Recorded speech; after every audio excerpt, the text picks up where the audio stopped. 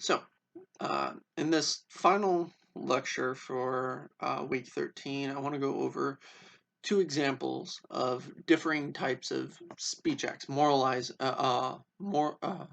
extra moral speech acts, right? Ones that either create a moral situation or deal with a predefined moral situation.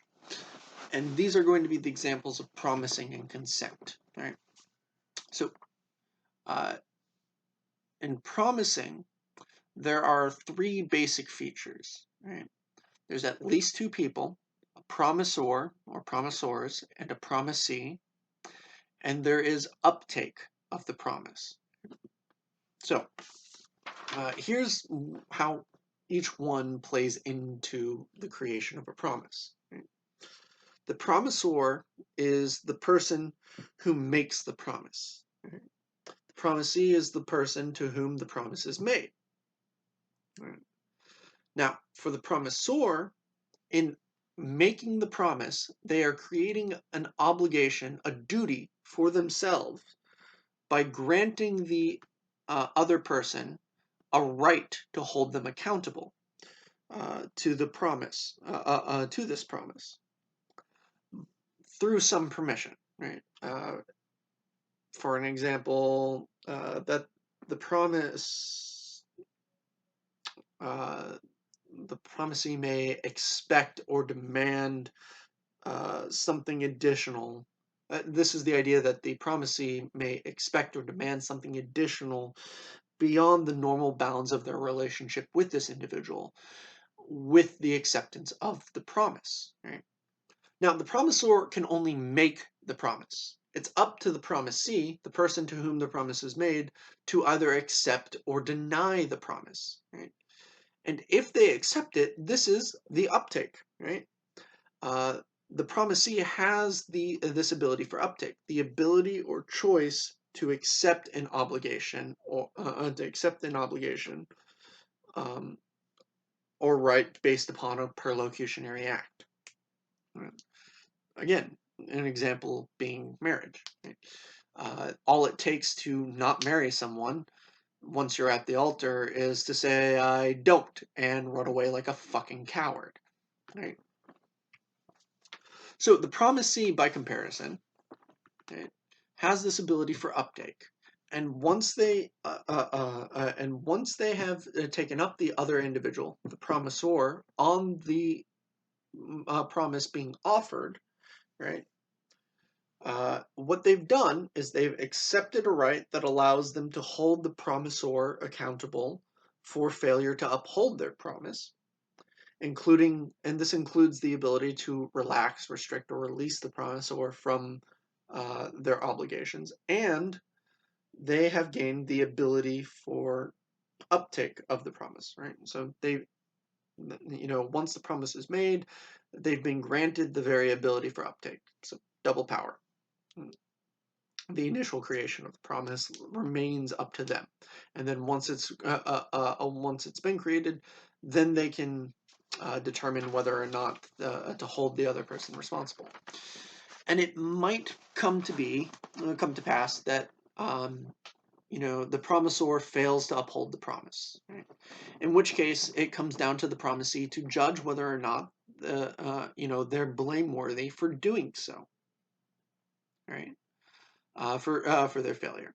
Say that the promise is to help a friend move, and then you promise to help a friend move, and then you don't show up, right, on the day that you promised. Now, it's a very different situation if it's two very different situations if between not showing up because you got a flat on the highway and just did not have a spare and don't have AA and thus were relying on Good Samaritans, and your phone battery was dead, so you couldn't call, right, and let your friend know this. And it's another thing if like you didn't show up because, oh hey, I just remembered that oh hey, someone called me for a booty call, right? And I got a booty call and I wanted to go and sex it up, right? Those are two very different things. Right? On one case, like, all right, that's kind of incidental and unavoidable. I can't exactly blame you. I can still be upset, but I can't blame you for failure to uphold the promise in the former case. In the second case, what the fuck, dude? You made a promise. Right? That's not how it works. One's blameworthy, one isn't. All right. Um, and you know, again, appropriateness and scope of blame also come in, right? If you hold that against them, like the failure to uphold a promise against them, when in another situation, right, then that's not appropriate. The scope of the promise and their blame for a failure to uphold the promise, unless it was like a particularly important one, uh, like one that can make or break a friendship type of thing. Like, why weren't you there for me? I needed you at, my, you promised you'd be there for me when my dad died, right? That's more like a friendship thing, right? But if you made that explicit promise, then that's something that you can be held accountable for, right? Failure to do so, right? Um, but that's also one that there's kind of a clearer scope that it's more breaking the bounds of the friendship than it is the bounds of the promise.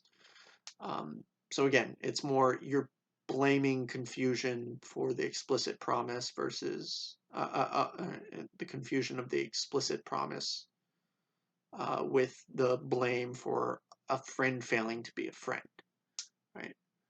But your friend doesn't show up to help you move, and then you hold it against them weeks, months down the line with regards to something else. That's inappropriate, right? Now, conversely, we have consenting, right? And consenting is a different sort of beast, right? Even though it has much the same structure, right? There's a consenter, a consentee, and uptake, right? The roles are sort of reversed here, right? The consenter is the individual who gives permission to the consentee, right? And this is done by, and the consentor in this case has two powers, right? One, the ability to grant a permission to the consentee to not need to follow through on an existing obligation, right? To acknowledge the the consenter's this obligation being acknowledge my autonomy, and that my body's mine, and you don't have a right to my body, right? In the case of sex, whether sexual or general, right? This is the case for bodily autonomy, at least. And two, the ability to relax, restrict, or release the other person from that obligation, right? If you're having sex, right, or going at it with someone, and they express discomfort and that they want to stop, you stop, right? There's no ifs and or buts about it. It's the nature of consent. What they're saying is, I've consented so far, I no longer consent, and that is their right, because they have the general right to determine what to do with their own body and what they're comfortable with, right? So in this case, what you're seeing is that the consenter has a general right that they always possess, right? And since they always possess it, right, there's no limits to what when and where they can restrict or withdraw consent. Right? The consentee, the one to whom consent is given, on the other hand, um, they have the ability to uptake the granted consent or not. But that's it, right? If they take up the granted consent, then they're still liable to. They still have an obligation to adhere to what has been consented, right? And they're always bound to that power given, that power of the consenter given by the consenter's right to their own bodily autonomy uh, to, you know, have to stop because they withdrew consent, they restricted consent, or, you know, they might be able to go further because the consenter gave further consent. Right? So what we see here, and this is key, is that there is a difference between the cases, and it rests on the fact, the distinction between what I'll call a specific right and a general right. Right? Specific rights are ones that are morally extra. Right? They come from they're rights that are created through a parlocutionary act. They're created, right? Such as with a promise. You don't have the right to hold me morally accountable for failing to help you move if I made no promise, right? And if no expectation was set and there's no moral demand that's been created in the form of a promise, you can't hold me morally accountable or blameworthy for failure to uphold a promise that was never created. That's not within the moral bounds of our normal relationship.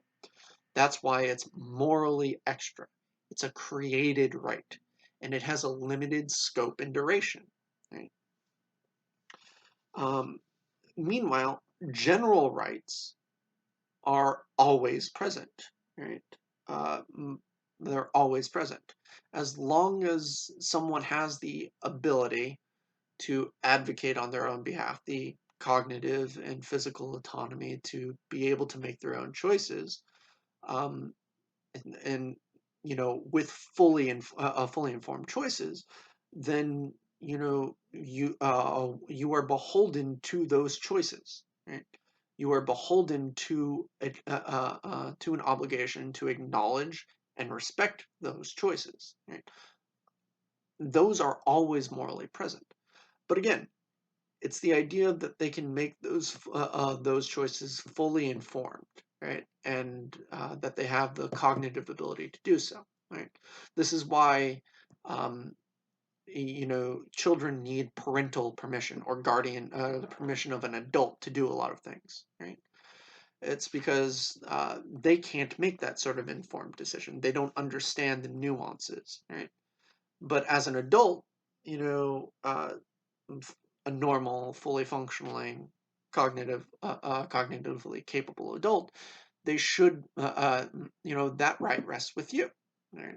It's something that you learn. You don't just come out of, sprung from the womb, fully knowledgeable about everything, right, and capable of making well-informed and reasoned decisions regarding your own body. You can't do that, right? Uh, you can't do that. That's something that you learn over time through trial and error, mistakes, things like that. Um, so yeah, advocacy, this does still allow for things like advocacy and whatnot, but the idea of fully informed consent, right? Consent has to be fully informed in order for it to be really morally beyond the pale, right? The the main thing here being that it is a general right that stems from autonomy, our autonomy as individuals. And since it's our autonomy as individuals that grounds this, it's something that we always have, right? Uh, it's just that not everyone can be expected to exercise it fully and rationally on their own, right?